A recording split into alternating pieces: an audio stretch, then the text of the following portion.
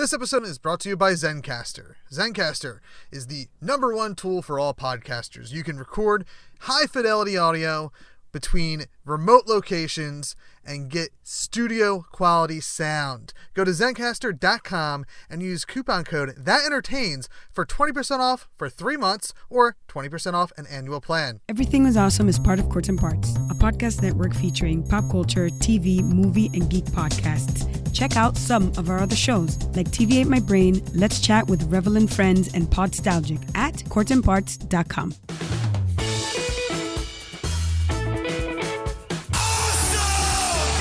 Awesome. Just tell people they're awesome and mean it. Awesome. Awesome. Awesome. Did you have an awesome time? Did you drink awesome shooters and listen to awesome music and then just sit around and soak up each other's awesomeness? Awesome. Awesome. Awesome. That was awesome. You guys are awesome. No, you're awesome. No, you are awesome. Sir, you are awesome. Seriously. Awesome. Awesome. Awesome. Everything is awesome.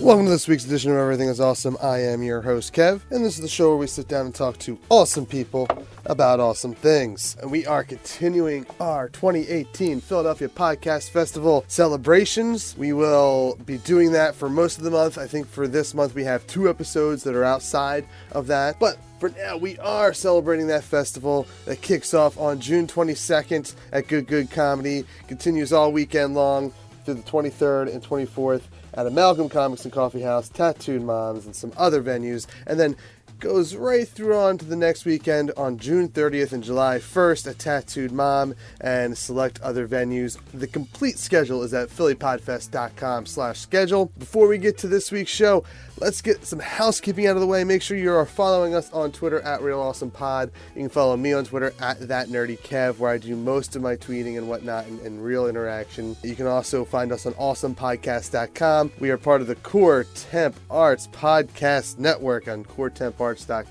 And of course, you can support us in a mega amount of ways. Okay, it's only 3. But you can support us by going to patreon.com/thatentertains.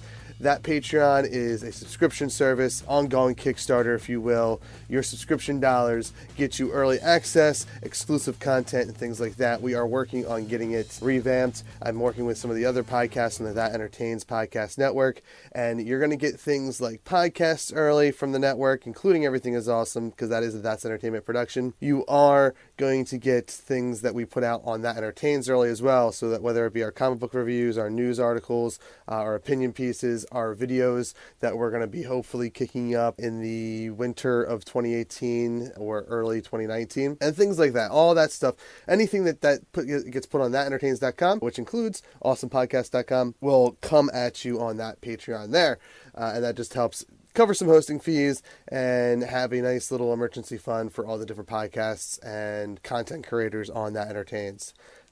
That's entertainment, if you will. And of course, you can also support us without money if times are tough or whatever. We totally get it, and all we ask is that you leave a 5-star rating and review on iTunes, because that means more people will find the show easily, and that means more people are listening, and that means we can do cooler and better things like live shows and stuff. And of course, word of mouth recommendations. You're in a car, you're in a 2-hour car ride with somebody. Hey, throw us on and say, hey, this is an awesome podcast. It's literally in the title. All right. This week's guest is Jared Axelrod. She is a wonderful creator, storyteller. She's hosts and edits and writes and I think pretty much does almost every detail that you can think of. I'm sure there's, aside from the acting, she has a wonderful cast of actors that come on, the voice of Free Planet X, and it's an amazing audio drama. Second episode in a row where we have someone who's working on an audio drama, Dave Steele, Jared Axelrod, and these people are truly, truly inspiring. After talking with Dave and after talking with Jared, I 100% am inspired to start working on my own audio drama and have the outline done and slowly working towards the scripting phases and stuff like that. So I'm really excited for this. We have an awesome conversation.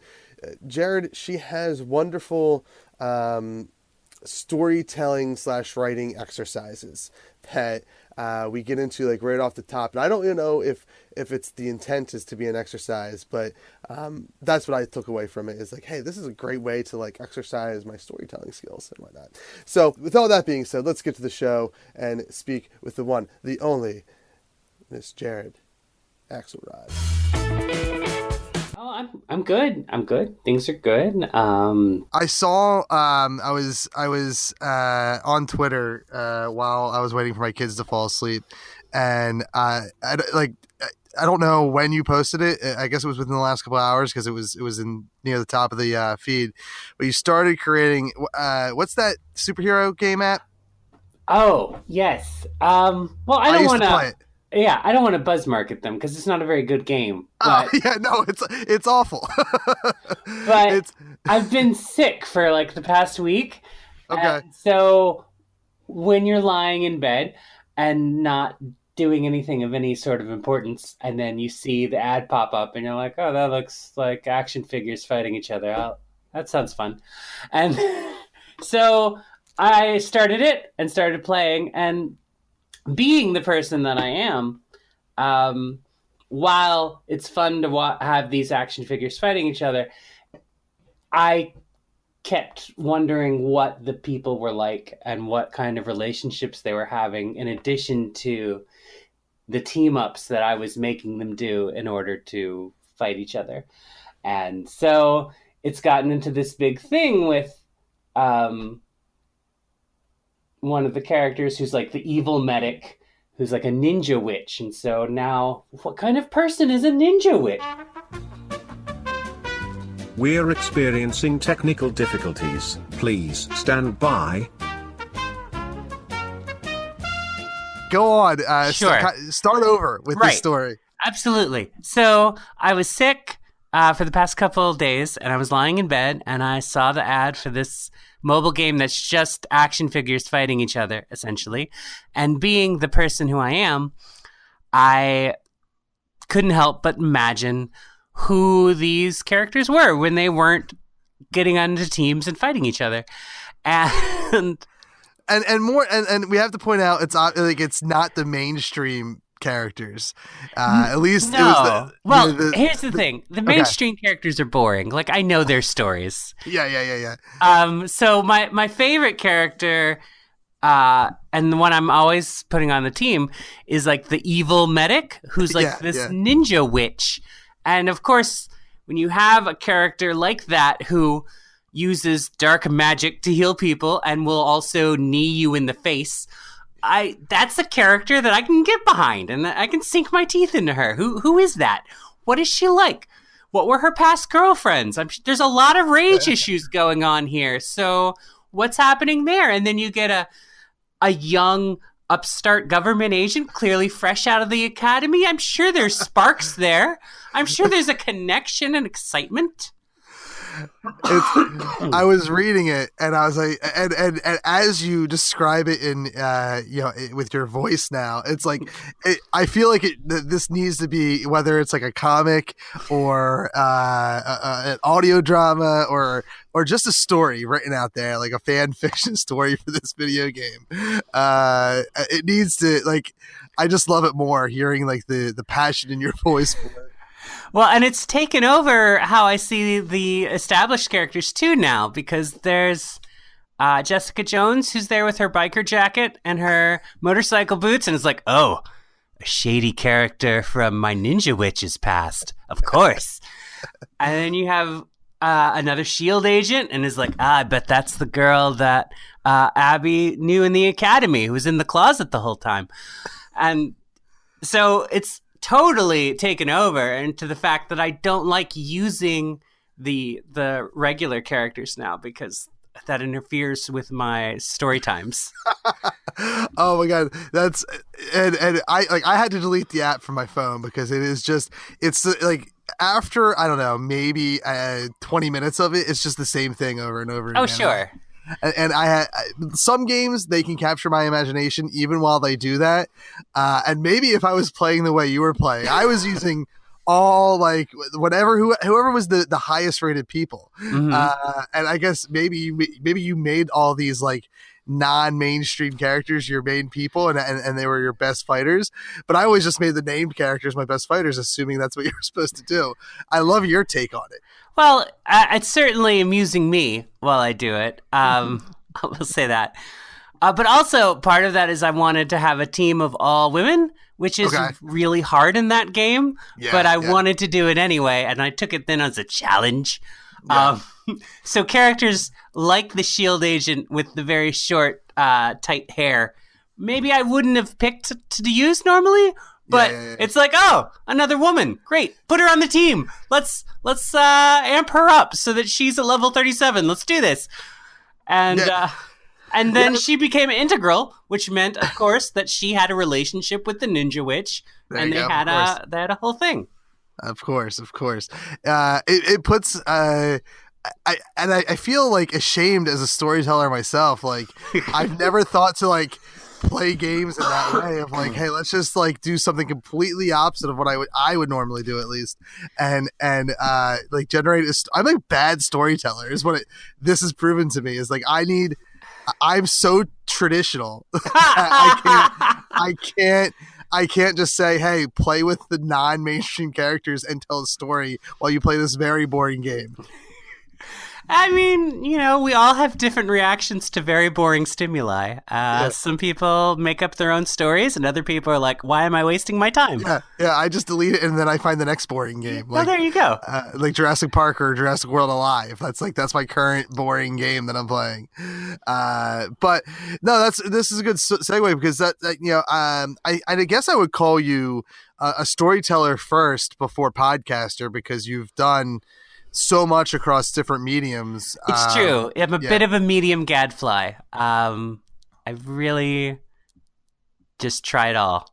And we should say, so that we can get this out at the top of the show as well as the bottom of the show, one of the reasons we're talking, and we tried to make this happen last year, but one of the reasons we're talking is to help promote the Philadelphia Podcast Festival, which how many, because I think you've been doing your show longer than I've been doing this show. How long have you, like, what number podcast festival is this for you? This is the third Philadelphia Podcast Festival. I have been podcasting for 12 years. Oh my God, you beat me. You're the first person. I'll be in less than a month. I'll be 11 years. Oh, wow. Nice. I can't believe there's someone that I now know that's been doing it longer. So now we need to go okay, before we go to that origin story, yes, let us get the quick plug out. Podcast Festival, your third year. It's actually my third year too. Mm-hmm. But you do quick plug about Voice of Free Planet X, yes, what that show's about, and also your Philly Podfest show. Right. So the Voice of Free Planet X is the tagline is true stories of fictional people. And what it is it's a fake interview show. So it's like a This American Life NPR style interview show, but it's done with actors and scripts and sometimes improvisational stuff. And I interview robots and aliens and wizards and monsters and just all sorts of creatures from science fiction and fantasy worlds. There's a great episode that I like about a support group for stranded time travelers. That's amazing. There's an interview with like the first AI and how do they feel about being created and what does that mean? There's all sorts of stuff. And then the show we're doing this year is an interview with Lucifer, who is the Morning Star. So the devil, who has been a recurring character in the show because he is a co-worker with my wife in the fiction of the show because she works in hell. I need to. I guess I really should save all my questions for this show when I want to talk about this show because there's so much.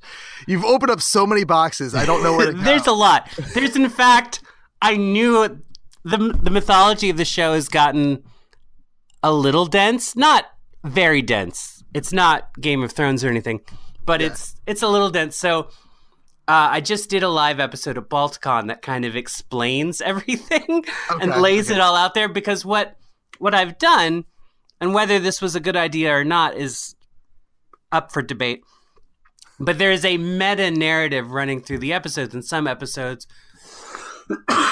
Excuse me, still got that cough. Yeah, not a problem. Some episodes are self-contained, and you can listen to it going in, and other episodes have a little bit of this overarching thread, and some episodes are definitely, this is something that you need to have listened to other ones for going in there.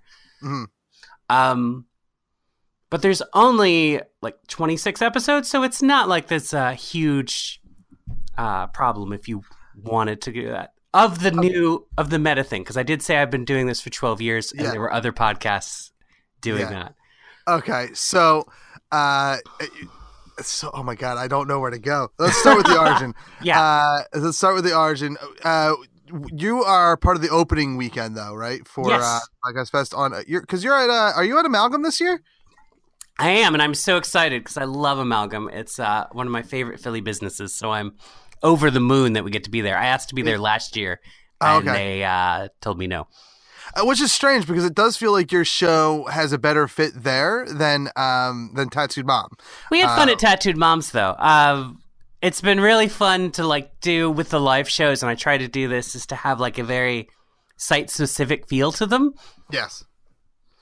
So when we were at Tattoo Moms, that was a lot of fun because we could make tater tots jokes, and we played on the name because there was a shift in the time stream during the show. So originally it was apparently Tattooed Dads, but then time was altered, so now it's Tattooed Moms. And so there's fun to be had, and we had fun. But I'm super excited about being at Amalgam and having the devil there. That's going to be a lot of fun. I've been lucky enough to perform at both Tattoo Mom and Amalgam, and Amalgam, when you have the right show for that venue, it's such a fun time. Like I did my late night version of the show there once, and it was good. Like everyone had a lot of fun, but there weren't many people that came out to it because why would you go to a comic book store to watch a late night show? But when we did, I had Jeff Stormer on to run a game for us. Jeff is great. I love Jeff. He's one of my favorite people in general, let alone podcasters.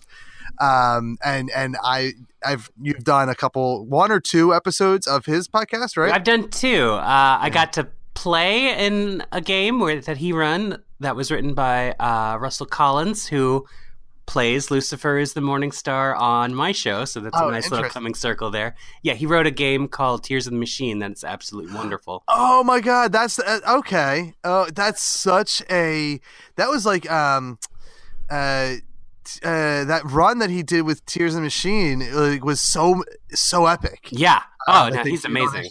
Yeah, that was such a good storyline, and that game sounds amazing. Yeah, and then I did the Superman episode. Yeah, I love that one. Which was me running a game for Jeff, which was a lot of fun. Yeah, I really, really enjoyed that one too. But I went on some. So for my 100th episode, I wanted to do something different, and that was let's play like an actual play RPG, and we brought in a bunch of like improv people, and Jeff ran his the game that he designed. He did a beta test of it. Nice. Mission accomplished, and it was such a fun time. A lot of people came out for it, and it was a fun overall feeling. And I have to put that mainly on Jeff's shoulders for making that episode such a success, because he had to do all the preparation. I just had to show up and say, this is my show. This is episode 100. And now let's go to Jeff. And he did all the work. But yeah, Amalgam is such a great, great space. And obviously like, what Ariel's doing with, as far as like a business owner and, it's more than just a comic book store there. It's pretty good. Yeah. We're always happy to support them and buy stuff from them and just go there as a comic book store, 'cause it's great. Yeah. Yeah. So let's, so that's June 23rd. What's your time slot? 4 p.m. 4 p.m. So yeah, a nice afternoon show. It's going to be a lot of fun. If you saw last year's show, you may remember that we had 2 actors in alien makeup to play aliens. Yes. And we're planning, I hope this is still going to work out, and it should, that we're going to have some actors in demon makeup this time to play demons, naturally.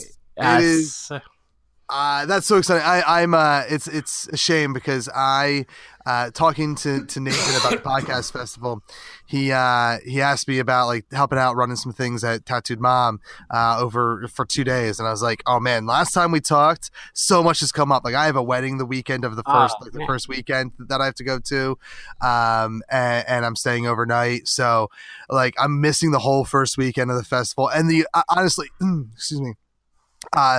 The Amalgam venue, which is this year they're only doing 1 day, which is light duty for them. Yeah.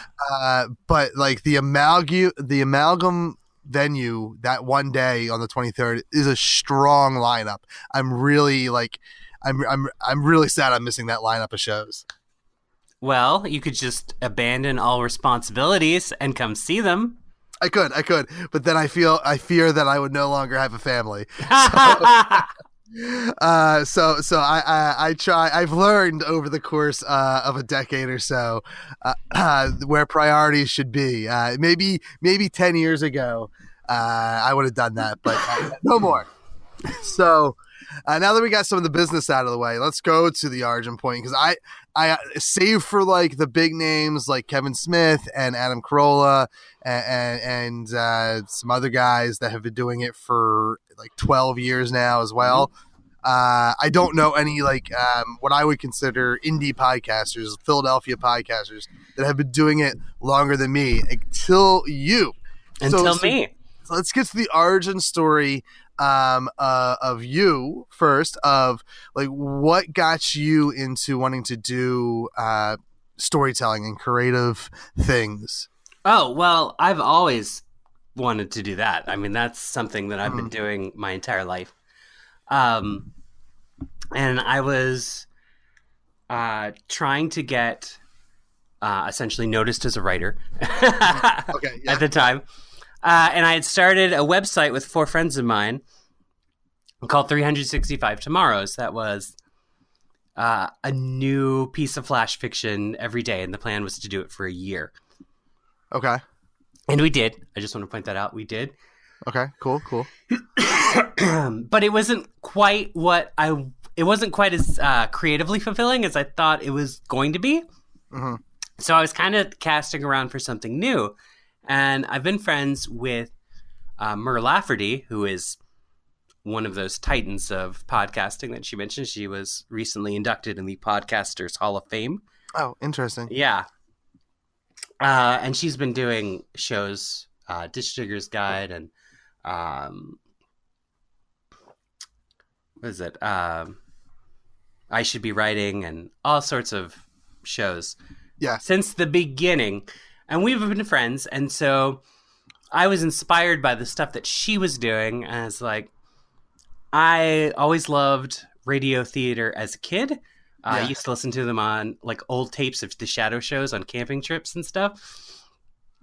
And so to get back into that and to have that element to use to tell a story and use sound effects and music and various things like that was really appealing to me.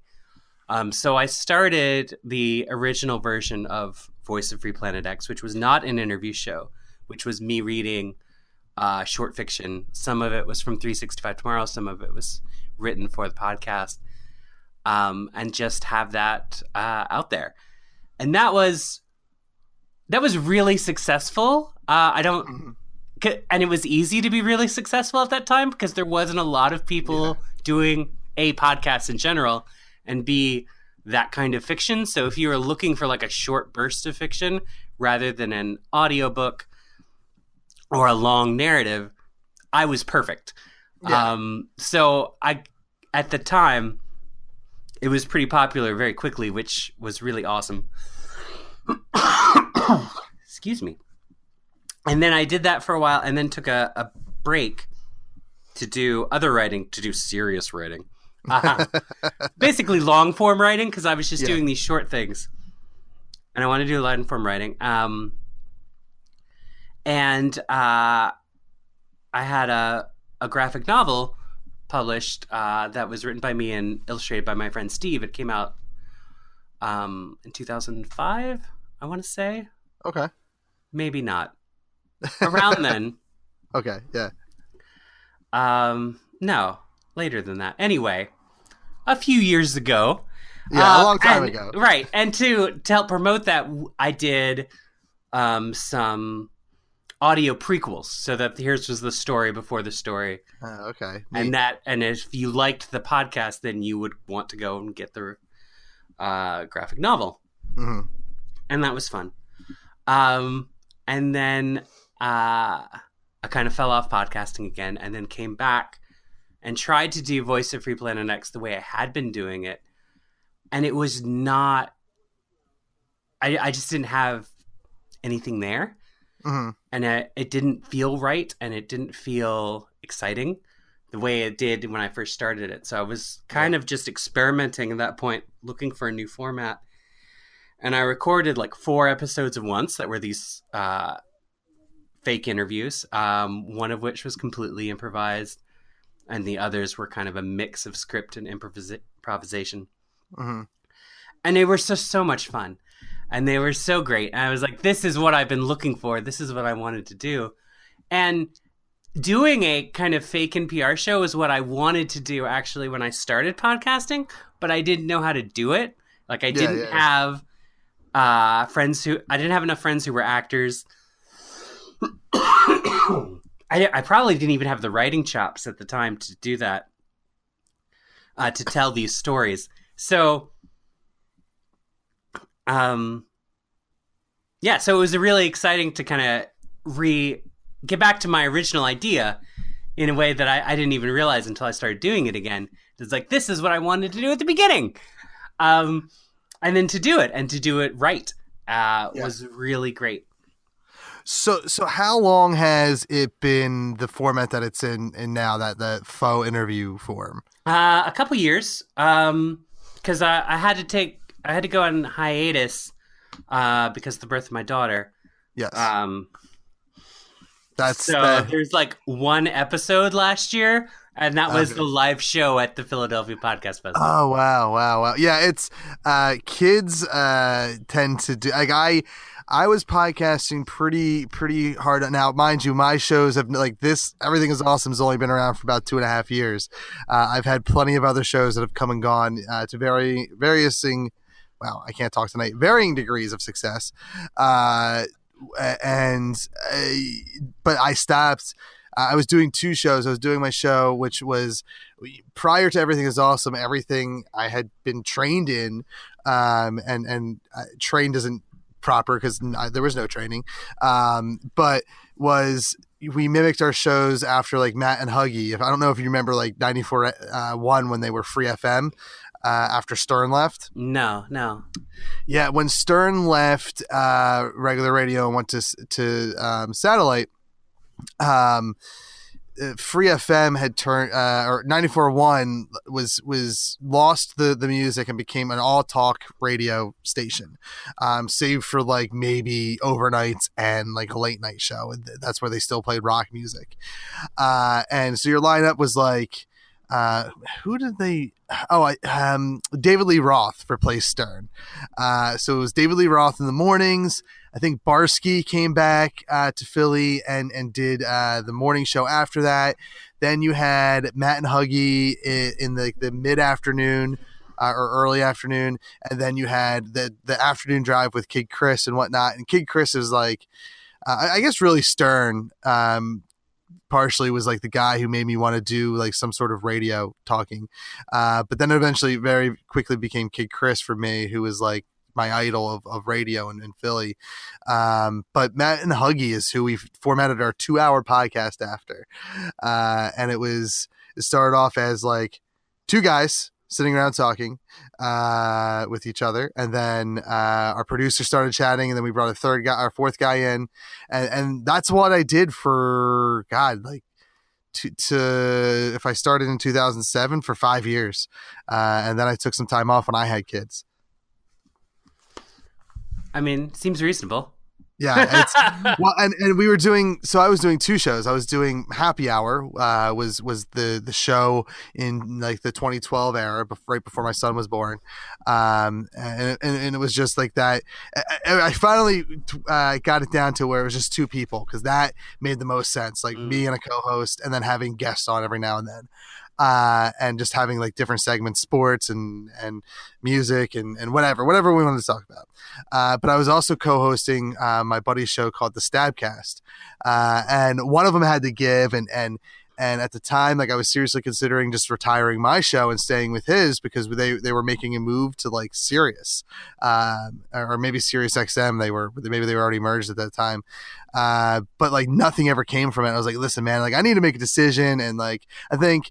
For me to dedicate my life to the Stabcast at this point doesn't make sense when I'm about to have a kid. So I gave up the Stabcast, did the Happy Hour show for like maybe another month or two. And then I think it took like 3 or 4 years off from podcasting until like my kid was like, hey, what's all that equipment you have when he was 4 years old? He's like, what's all that? And I was like, oh, let me show you, son. And like, he's quickly became obsessed with the idea of podcasting to the point where I just have to get off my lazy butt now that he's 6, and like we need to get him a nice little desk in his room, and I have an old mixer I don't use that I can give him. And oh, nice. And like, yeah, so like he's really excited by the idea of having that in his room. Once like he has to do his part too, like clean it. But yeah, it's that like my son and to a lesser degree, my daughter as well. When she got a little older, my kids got me back into podcasting. The very thing that took me out, they brought me back in. So yeah, but I totally understand. Like, hey, you got a kid, you got to take some time off. Yeah, well, absolutely, because I'm the primary caregiver, so I have to do that. But I think that now that she's getting a little older, I'll hopefully be able to write some more scripts. Yeah. And then we can do season 3, as I like to call it. And everyone at the live show Balticon that just happened was very anxious to get more stuff. So I need to do that. Yeah. Well, and I, the difference between your interview show and my interview show is that there's a lot of preparation I'm sure you have to do versus me saying, all right, I'm going to talk to this person, do literally no research, and just let the conversation happen naturally. So like it's literally the complete opposite of your show as far as preparation and whatnot. And even there's a little more on the front end. Yeah. And even, I mean, honestly, like a little more on every end for your show, because even the back end, when I do post-production, it's, all right, this makes sense. This makes sense. Oh, I got to cut this little thing here and there out. And, okay, it sounds level. Let's go and produce it. So like if we sit here and talk for an hour, it may take me an hour and a half to edit this episode. So it's very, and that's just because I re-listen to it while I edit it. And then the actual, the editing process might take me 30 minutes.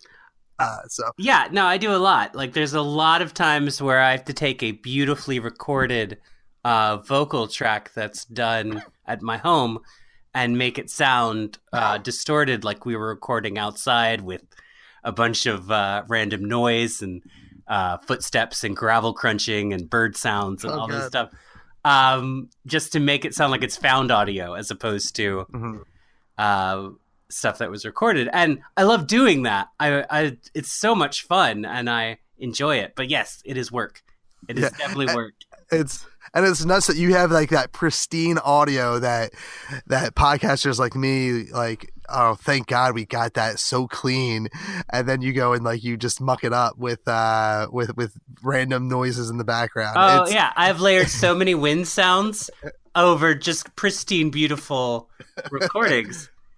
Yeah, it's as a guy who does his best to with the literally I have in the 11 years I've been doing this now have done nothing for formal training. I've just self-taught myself everything.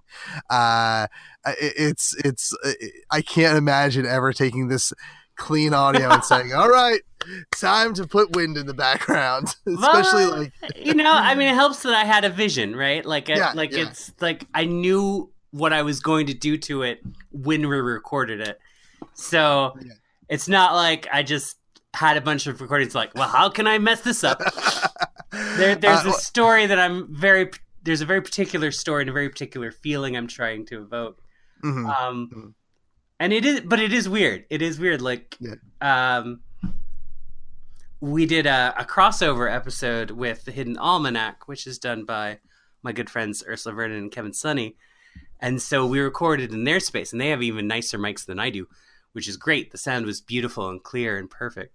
And I was like, okay, now I have to mess this up to make it sound like we drove there and there's car noises and that this was recorded on the fly in the car and there's the car door slam and all this stuff. It's every now and then I'll record with my Apple earbuds and the microphone. It's just to, like, a lot of times that's how I do my pre-intros and my post outros, is I'll just do them on my phone, because for the most part it sounds just as good as my Blue Snowball. Like, I mean, someone probably like yourself, and now I'm starting to get there where I can hear the difference. A lot of people, you know, that are podcasters will hear that difference, but the common listener I don't think would. Right, there's a level of quality that it becomes a barrier to entry if you're not hitting. Like, oh, that sounds horrible, I don't want to listen to it anymore. But once you're over that, you can get clearer. We can always get clearer, but that's not going to necessarily improve the show. Yeah, it'll just be a clearer sound. And the Apple earbud microphone, and as long as, like, if you're in a nice quiet room, it actually, and I use Voice Record Pro 7, I believe it's called, on my phone, and that, like, it records at a better quality than the iOS voice memo thing, or at least the old voice memo. I've been using that other app for, like, I don't know, 4 years now. So that app and the microphone, it actually records, like I said, it's hard to tell the difference unless you happen to be. Sometimes I just don't want to wait till I get to, like, a quiet spot, and I'll just do it as I'm driving. And then you hear, like, the car, driving, or you hear the traffic in the background, or my turn signals. And, like, I always wonder, like, man, I wonder how much my audience hates me right now. But I come to expect that they expect the lazy from me. Well, it's good that you've given them that low bar. That's good. Oh, yeah. It's the lowest of bars. I figure when your bars are low, like, then you're always just proud of yourself. When those expectations are high, you're going to be sad a lot. But I think that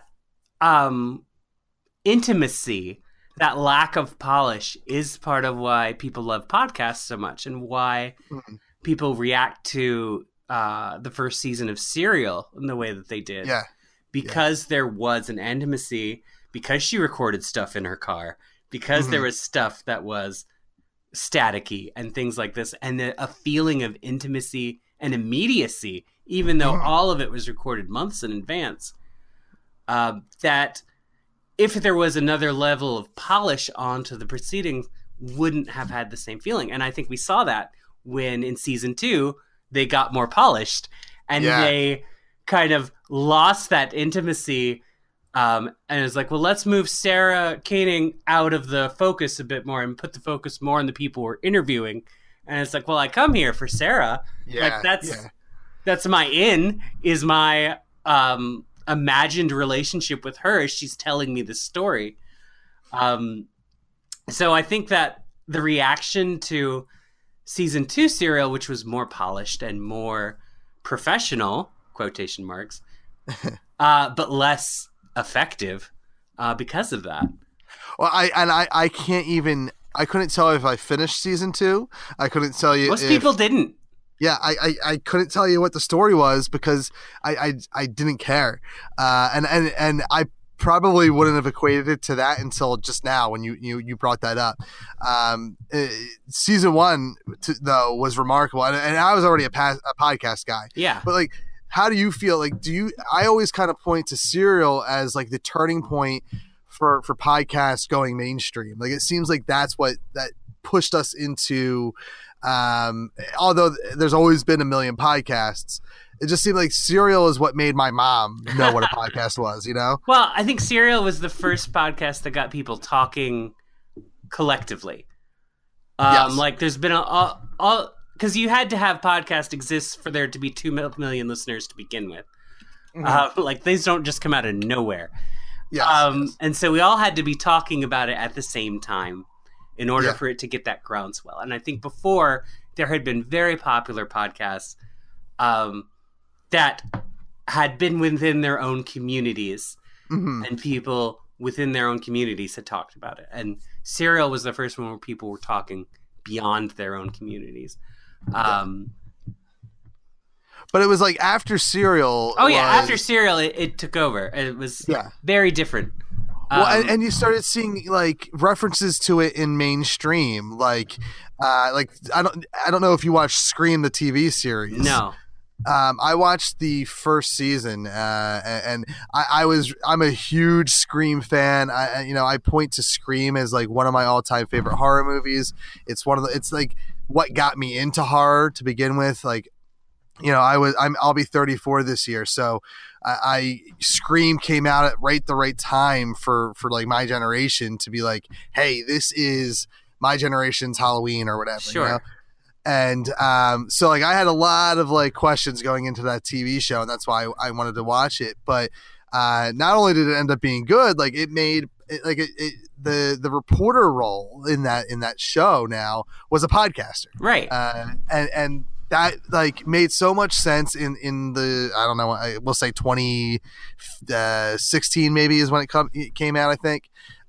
So it made so much sense, and it was a post Serial world where the podcaster was very much playing like a young like high school version of Sarah. So it was so cool that, and obviously Kevin Smith's a big podcaster. He made Tusk, which references podcasting. So and I guess some people would question whether that's mainstream or not, that movie, but I think it is. And it's just cool that like I feel, and like now they're making like I think what's his name from Scrubs, Zach something another, Braff. Zach Braff. I think he's like starting a show on ABC where he plays a podcaster. Like, it's nuts. That is crazy. Well, but I think that's why, to bring it back to me, which is what I would like to talk about, that's why the new format of the show, which is a fake interview, I think resonates with more people now than it would have if I had tried to do this in 2005 when I started. Because that's a format we all know now. Everyone has a podcast or listens to podcasts or at least has an idea. And there's also that NPR sound that I think a lot of people try to imitate, and that like companies like Gimlet have gotten very successful in imitating and kind of packaging. And of a reporter who's like a little halting and is like, well, let me ask you something. And it's that sort of lot of pauses and thinking about what you're saying in the interview, and that makes it feel more real, even though it's as much of facade as having everything written down and having a script. But those elements are reference points now. We all know them because we've all heard them, and I think that's why a lot of people like the show in the current format, because it's I'm not parodying that style. I'm not making fun of it, but I am using it to tell different types of stories. Now, when you do this version of Voice of Planet X, what's the process? Like, obviously your writing is first and foremost, but when you and when you're like in prime production, obviously you're kind of getting back into the swings now, but let's say pre birth of your child, when you're in prime production, what's like the timeline from writing to final product? Well, it helps to have a lot of scripts going at once, because everyone is volunteering their time as far as actors. So I can't demand they show up at 6 a.m. and let's do this. So it's basically we're done around their schedules. And the more ambitious the script is, obviously the longer it's going to take. There's an episode where it's a crossover with my friend Chris Morse's podcast, Supervillain Corner. And so I have one of his characters who's a supervillain and one of my characters. And the character that I have is a Russian supervillain called Comrade Cockroach. And yeah, he's the leftover from the 80s and doesn't really have a place in this post-Soviet world, and that's his whole thing. But he tells this, he has a recording from when he talked to an old colleague from their supervillain days in the 80s, Ursa Major, who's a giant bear. And Ursa Major is now like in charge of part of like a criminal organization in Russia. So it's all in Russian. And then over that, we have bored BBC-style British announcers saying the English dialogue. So there was a lot of pre- and post-production with that episode because I had to write the script. I then had to have friends translate it into Russian. I then had to read it. I had them translate it phonetically into Russian. I should point out because I don't know how to read Russian. Yeah. So they did it phonetically in Russian. I had to read it phonetically in Russian in my Comrade Cockroach voice. I then had another friend read the bear part in Russian. And then we had to take that. I had two British friends read the same script, but in bland British announcer voices that we then layered over that. And then I had to put in a tape whistle underneath it to make it sound like found audio. So there's some rattle and flip-flips and distortions as we go in through it. And then on top of that, there's a part where it gets dramatic, so a soundtrack comes in. And all of that was for like maybe 6 or 7 minutes of the show, but that was really important. Yeah. And the result is really, like, it sounds really good. It's one of my favorite episodes, and it really came together well. But it was so much work. And then there's, like, the first episode I did, What They Left Behind, which is about people in a post-apocalyptic wasteland. That was all improv. I didn't have to do anything. I just showed up, and I had these two amazing improvisers, Jason Morningstar and Greg Jansen, and they just went at it. And then I just had to edit that down into something that excuse me, that's something that sounded like a narrative as opposed to just an improvised ramble.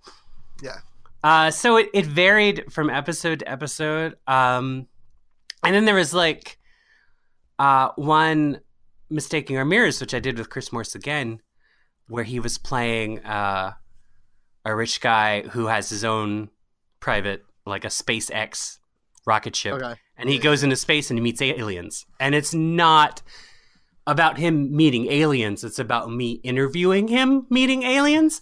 So there's actually no post-production. It's just us. And it was just a script that I wrote and I handed to Chris. And Chris is such a talented actor. Like, that's the one when I say, oh, well, some of the episodes are entirely improvised. I was like, I bet it was the one with Chris. And actually, that one was totally scripted. And he's just really good at sounding like he's coming up with things right off the cuff.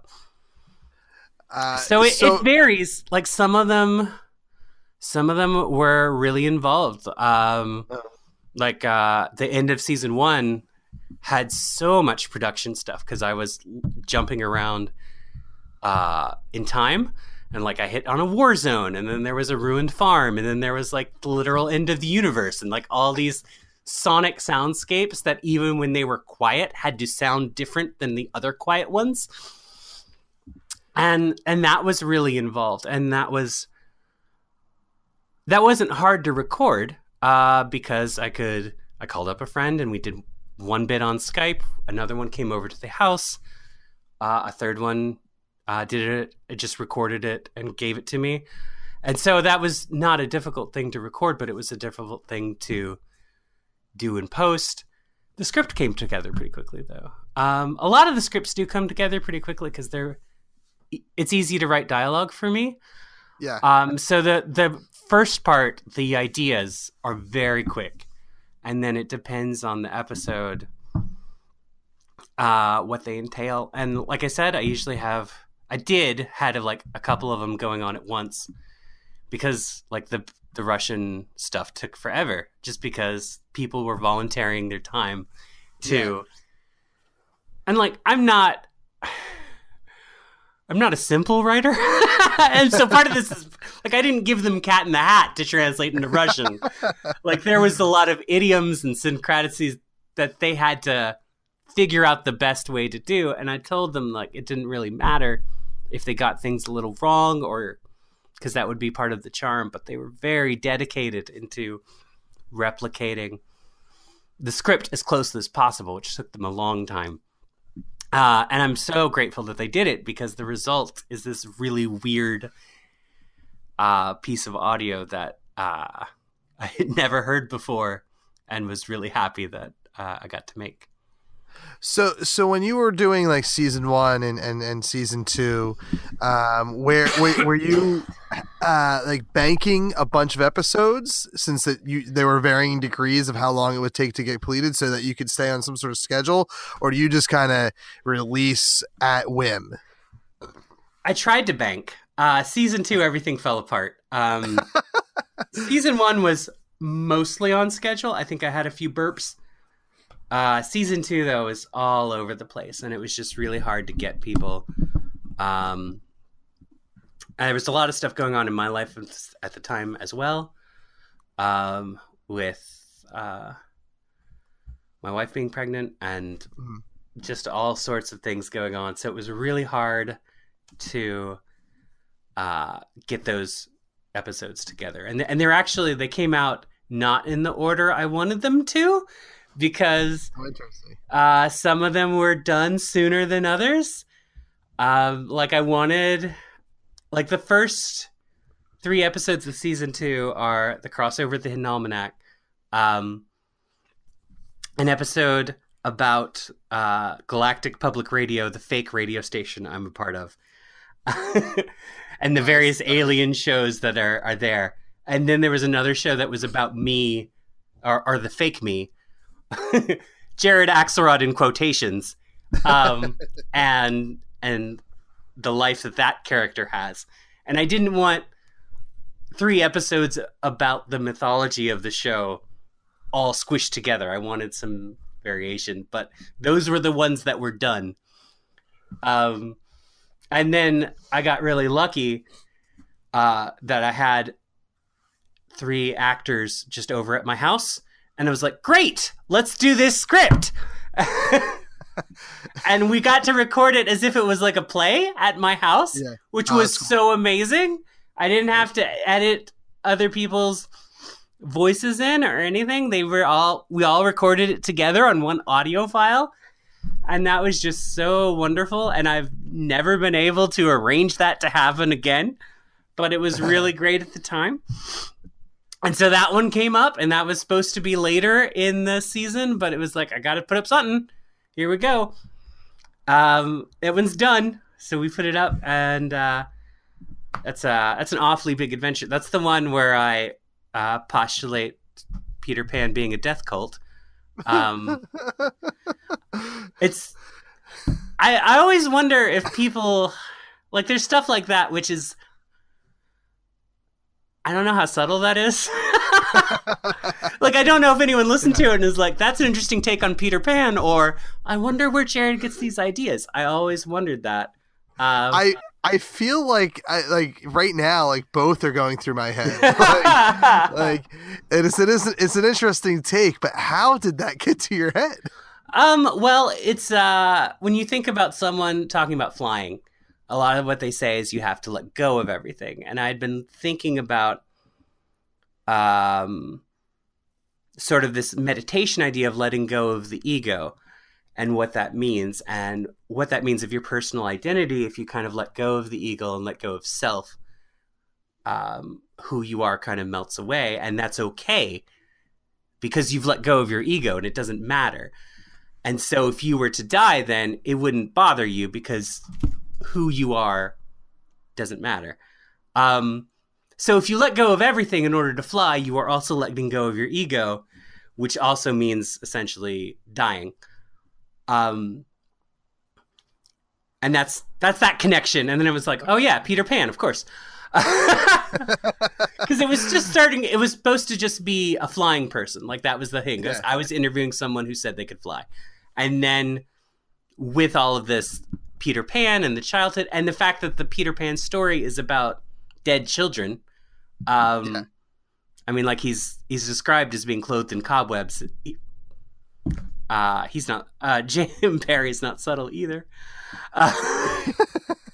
We're both arm in arm with our lack of subtlety or too much subtlety, because I don't think a lot of people understand that. But anyway, it's because I need to maybe, I guess I've like now realizing I've never like maybe read the original classics like Peter Pan. It is weird. It is weird in not a good way. Like it's a weird in a fever dream sort of way. Disney did a lot to kind of polish off the rough edges, and that's what people think of when they think of Peter Pan. But I was just saying, I was like, wait a second. The original play and book are weird, and I need to get that original book then. I mean, it's on like Project Gutenberg or whatever. You can read it. It's weird. Anyway, good weird. Yeah, it's good weird. It intrigues me. Definitely, because that intrigues me way more than the Disney version. Yeah, like it's way more metal. It's pretty metal, but also like it's also racist, and it's very Victorian in that it's very metal and racist and about death. Wow. Okay, so 2 out of 3 good things, right, and 1 very evil thing. Okay. But yeah, one thing going back to me, one thing that I really like for these shows is those compound ideas. So it's not enough to be about a guy who can fly and what that means. It's also about, metaphorically, a larger thing about coping with death and a larger element of that. And like City of Sleep, which is about a city where people lose their memory every time they fall asleep, and so they wake up and they have no idea who they are. That's just a fun little idea. But also to use that to look in like the way we communicate with each other, and the way, especially in this age of recorded communication with like cell phones and voicemails and things like that, who we're talking to is often out of sync with when they listen. And that disconnect of lack of direct communication mirrored with this lack of connection to a previous identity was a lot of fun to play with. And so stuff like that. And then like I did a rap battle episode that was just me wanting to do a rap battle. But it was also about the state of the universe and how easily we are manipulated by larger forces and fear. And so yeah, this show, I feel like the show works best when I'm tackling more than one idea at once and like squishing them together and seeing what happens when they fight. So what's the plan now that you're in pre-production with season 3? Are you just going to be like releasing, when they're ready, or are you going to bank a couple? Are you going to try to get back to a schedule? Well, I'm definitely going to get to a schedule. I'm not going to release them until they're done. Okay. At the very least, until they're all scripted, because that was a problem I ran into before. But I definitely would ideally everything is recorded. And if I just have to edit and do post, that's fine. That seems like the play with an audio drama. I don't know. I'm so fascinated by the idea of doing like these audio dramas, because it's something that like in the back of my head, like I would say probably if I've been doing this for 11 years, maybe like 9 years ago, I was like, how cool would it be to do a radio drama? And I've never done it. Yeah. I just want to tell you, it's very cool and you should try it. It's something that's like, and I talked to Dave Steele the other day, who was also doing an audio drama, and I feel like all signs are pointing to me talking to people, meaning that are doing this, meaning I should actually be doing this myself. You should do it. Why is it so cool? Well, I think that's I think it's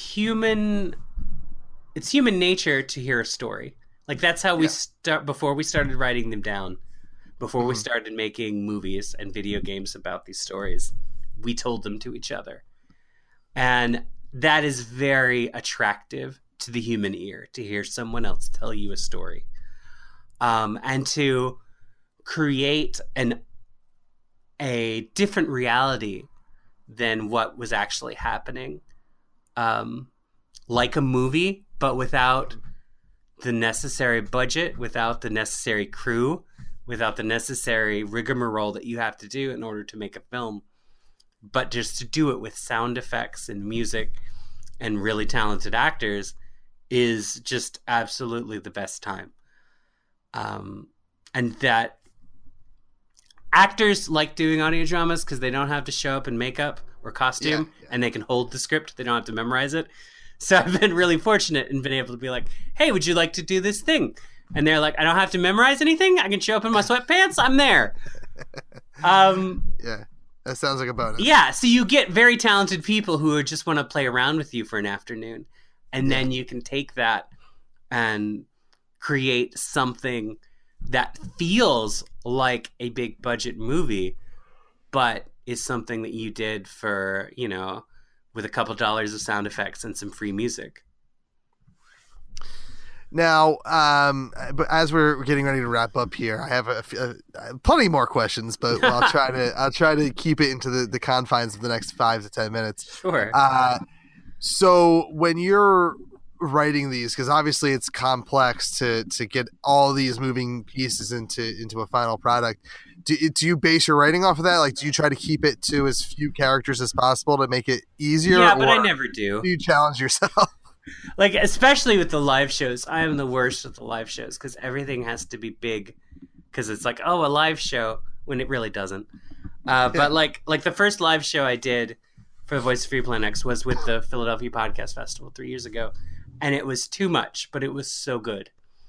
And the idea was that it was the wake of a dead, essentially a superhero. It was a pulp hero, but superhero, you know what I'm talking about. Yeah.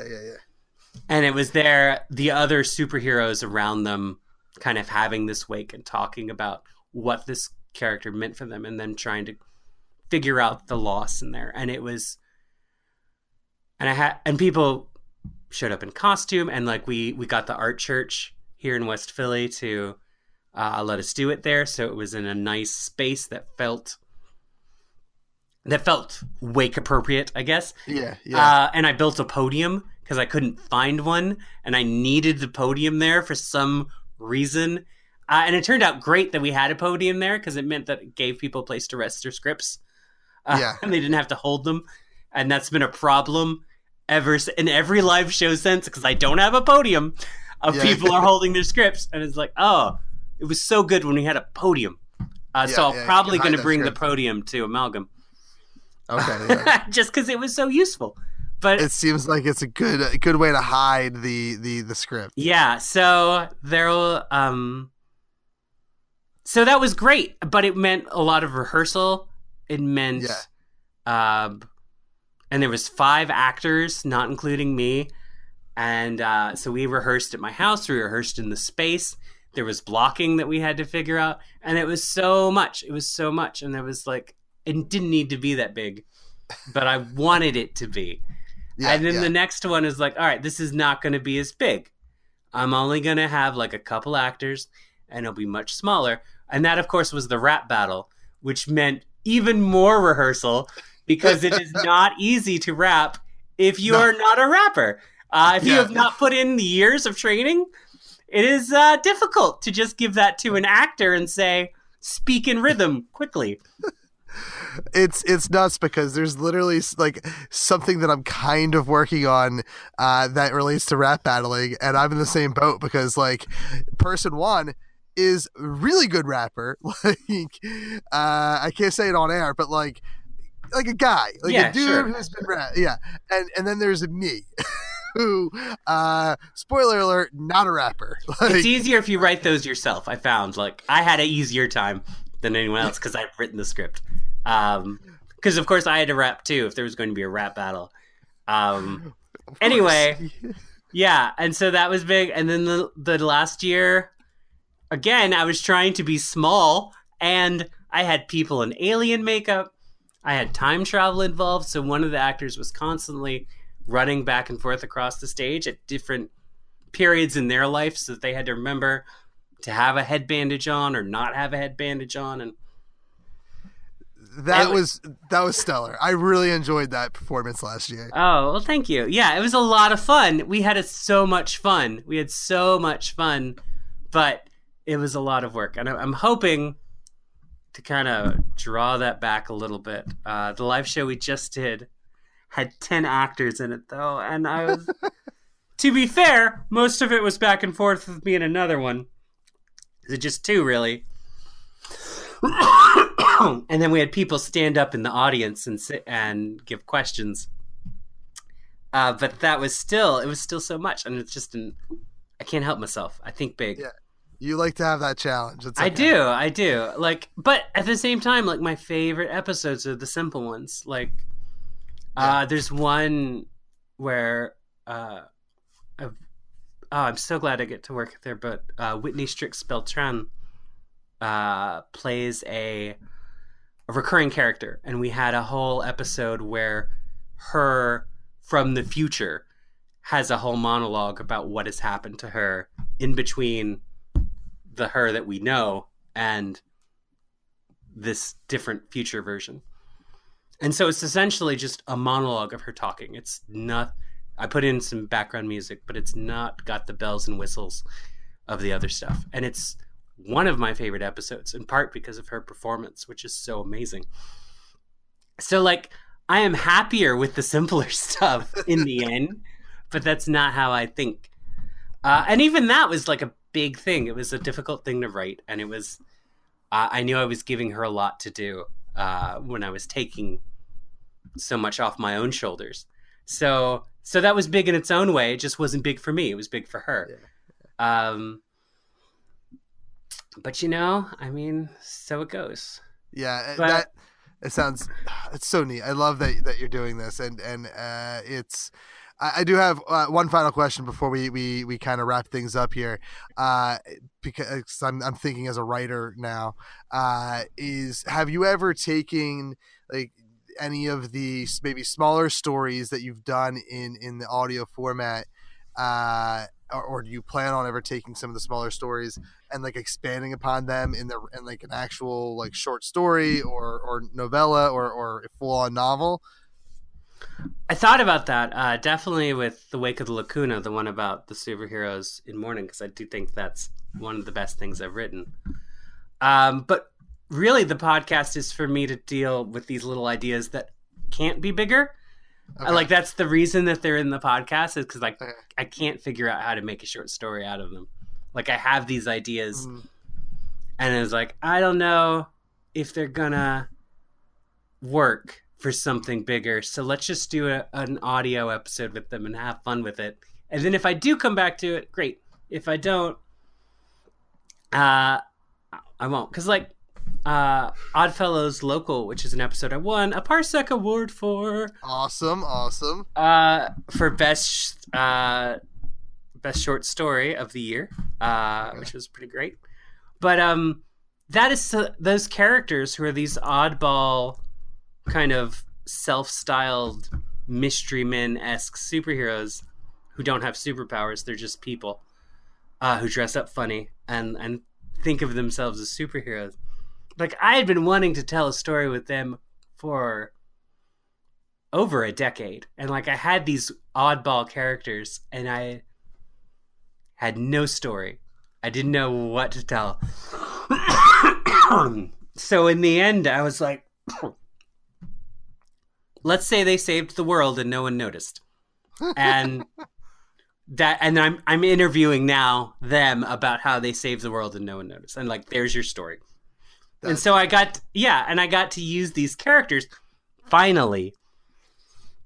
But it took forever, and I had like planned to maybe do a comic with them or something, and it just never came together because they were just these oddballs, as you might imagine from the title. Yeah. But I didn't have a story until I just let them talk for themselves. And then I was like, there, we have an episode. And now I feel like if I never do anything with these characters ever again, it'll be fine because I've done that. Yeah. That's there's I think my problem when I like doing all these different like short forms is that I always like whenever I think of like one little nugget of an idea, I'm like, okay, how can I make that bigger and how can I make that stretch into whatever I want to stretch? Like I would never get, see, that's my fear of starting an audio drama. I'll never get anything done because I'll think about how I want to make it even bigger. Just do it. Do it. Like, I was talking to a friend of mine recently who I'd known since college, and he was like, one thing that I liked about you in college and that I see you're still doing is you're just doing stuff without worrying about the consequences. Like, maybe it'll be crappy or maybe it'll be good, and you just do it anyway. And I've always liked that about you, and that was really nice of him to say. And so I would say just do it. Just do it. Maybe it will turn out crappy or too big or you won't get anything done. But if you do it and you finish it and you put it out there, at least you'll know that you've done it and that you can at least let that little brain itch rest. Yeah. And move on to the next one. Yeah, and that's like good advice just for like any, like whether it's audio drama, writing a book or doing Absolutely. anything. Yeah. It's the secret to my somewhat successful writing career. Is that just keep doing it, and like there's always a place for something if you finish it. Yeah. Everything has an audience. It may be one person, it may be 10 million, but everything has an audience. Wow, Jared, this was such a fun conversation. And it's great. Yeah, I've never been so excited. I want to say this is one of my favorite conversations. You're one of my favorite guests. Thank you. Simply because, well, learning about Planet X, more than I have, because I've only ever seen the live performance. I've kind of always put Planet X on the background of. I think I've been subscribed to it and it's been downloading like just on my feed since at least last year. And maybe I guess if you haven't released anything. So you haven't had anything. Yeah, but I like the Wake, the superhero Wake, and like the Oddballs, like that. Those two particular, and anything with time travel, really. Like everything's just like everything. Like now that I've talked to you, I can finally say, all right, I can go binge those episodes now. Because I like to not listen to anything until I have a raw conversation with my guests. And you just you blew my mind. 12 years in the game, and that blows my mind as someone who's done it for 11 years. So yeah, this has been such a great conversation for me personally, and I hope everyone else enjoyed it. So I had lots of fun, and I'm excited to hear what you think when you actually binge it. Yeah. I literally, at least, unless I have to listen to anything beforehand, I'm really interested in that Superhero Wake one. Like that. Oh yeah, that one is completely self-contained. The Wake of the Lacuna, that is episode 22. Okay. So it's relatively recent, going backward in the feed. You can find it pretty easily. It's really good. And if people are subscribed to my Patreon. That's at patreon.com/Axelrod. There's a video. We recorded the whole performance, and you can find that there if you want to see the really amazing physical performance and the costumes that people did. And I have to say, just based off the Tattooed Mom performance alone, like if you're a fan of Planet X, or of any of Jared's work, like definitely go to that Patreon, because I mean, this is the way me and several other people have described Patreon. At most, or at minimum, really, is what I mean, is it's like $12 a year. If you're doing $1 a month, which is less than a cup of coffee that you're sacrificing, that $12 that you're donating for the year means way more to people like Jared than that $1 a month you're losing that you'll never even realize you're losing. And $1 a month is all it takes to see the video. So there you go. Yeah. And if you want, and there's more fiction and audio stuff on there for higher levels, et cetera, but absolutely people should check that out. At the very least, listen to the podcast, which is free at planetx.libsyn.com. And we've already talked the Podcast Fest, but let's give those dates one more time. Sure. It's the 23rd, 4 p.m. Amalgam Comics, June 23rd, not July, but June 23rd at Amalgam Comics, 4 p.m. Come see me interview Lucifer, who is the Morning Star. I can't wait for that. I'm really excited. It's always fun to work with Russell, but then last year when he came out as Lucifer in the middle of the show, and we had a bunch of fans there who knew who he was and what he was doing, and they gave him that applause. And it was like, oh, well, we have to have Lucifer be the main focus next year, and lo, so shall it be. That's amazing. Yeah, I was gonna say, I think I remember Lucifer part of last year, and I do. I'm glad I remembered properly. And where else can people find you out there on the internet? JaredAxelrod.com is the place to get the links to everything. Essentially, if you want to see my other stuff, my comics and my fiction writing, that's a good place to there. I'm Planet X on Twitter, Facebook. Search for my name, one of like 4 Jared Axelrods. You'll figure out which was the right one. I mean, if you really want to follow me on Facebook, I'm not sure there's anything interesting there. Oh, yeah. Pictures of my daughter is the main thing I do. Is Facebook worth anything else anymore? Right. I literally had like an argument with somebody that wasn't even a friend of mine, like on someone else's post. I feel like Facebook, to me, I don't know if you've seen this, it feels like everyone on Facebook it swings way to the right, and then Twitter is the happy home of sane people who understand that hate is bad. Well, I think that all depends on who you're following on Facebook, sir. Because all of my Facebook feed is people way on the left complaining about other people on Facebook who I never see because I don't follow them. Not those assholes. But I will say, if you are on Facebook already, there is a really good Voice of Free Planet X community, Voices of Free Planet X, where when the show was going on and when it will start going on again, there was a really nice conversations going on in there. So that's something you should check out and join, because that will... there's cool discussions that when the show starts again. Very cool. I love Twitter. So and you, like I said, that's where I saw your to go back to the beginning of the show, your little rant about the story you created with this game. So definitely go on Twitter and follow Jared at Planet X. It's an amazing feed. When I especially like when I see something like one little piece of nugget and I go into the thread or I go into the actual page, your profile, and I get lost. Well, thank you. That's what I try to do with all of my creative endeavors, is make people get lost. Yes.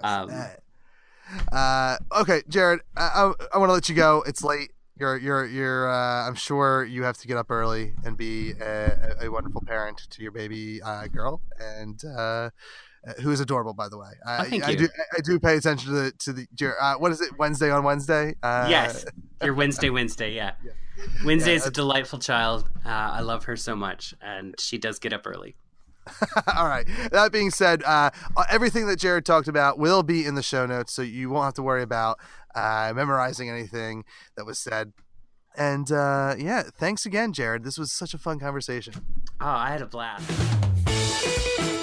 Okay, big thanks to Jared for coming on the show. She was a wonderful guest, wonderful conversationalist, funny, an amazing person, and I am super excited that we finally made this interview happen. We tried booking it last year, but her daughter was just born, or shortly, was a couple months old, toddler, an infant, and her sleep schedule and whatnot was out of whack. So we weren't able to make last year happen. We made this year happen. As you can tell, there is so much to talk about that I would love to have Jared on again and just have and finish that conversation. We'll try to make it happen in less than a year, but I can guarantee you that for the next festival we get Jared on here. She was amazing conversations and has amazing stories and amazing tips and just again, I really appreciate people who are amazing storytellers, and that's something that she's been doing for longer than me when it comes to podcasting, and then definitely not only longer than me in writing, but also actually like publishing stuff on like what I do. I just let it sit there. So super excited. Check out her show live at the Podcast Festival on June 23rd at Amalgam Comics and Coffee House. Full schedule for the Podcast Festival is on phillypodfest.com/schedule. And I'll tell you what, I think the 23rd is a stacked day. There's so many talented podcasters on the 23rd opening up the festival officially on that weekend. Yes, there's a show at Good Comedy on the 22nd, but for me, it's always the Saturday that kicks off the festival because that's where the bulk of your shows are. And there's such an amazing, talented group of podcasters that day across 3 or 4 different venues. And go check it out, phillypodfest.com/schedule. And I'll tell you what, make sure you go to the July 1st schedule and take note. Everything is Awesome is opening up the last day of the festival at Tattooed Mom. We're kicking things off. It's going to be a fun day. Mike and I started planning things. We have some good games planned. We're finalizing our guests still, and it's just going to be a really, really good time. I'm super excited for the festival. We're going to be giving out prizes, and not just the normal Tell Us prizes that we normally give out and random stuff. We're looking at cash prizes. We're looking at sponsored prizes and stuff like that. So make sure you check it out. For more details, keep on listening to the show, awesomepodcast.com, or at That Nerdy Kev on Twitter is where I'll likely announce a lot of things. And, of course, our Facebook event, which I don't have the link for. But if you go to the Philly Podcast Festival Facebook page, I believe our event is listed under their list of events.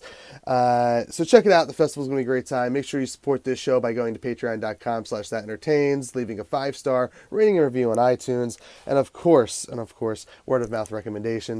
And more importantly, I want to thank you, the listener, for listening. If you're still listening to this outro right now, thank you. You've listened past the interview and you're listening to me just kind of do some more housekeeping and whatnot and thanking my guest. But that's important to me. I'm glad that you're here. I'm glad that you spent the last hour and change with Everything Is Awesome.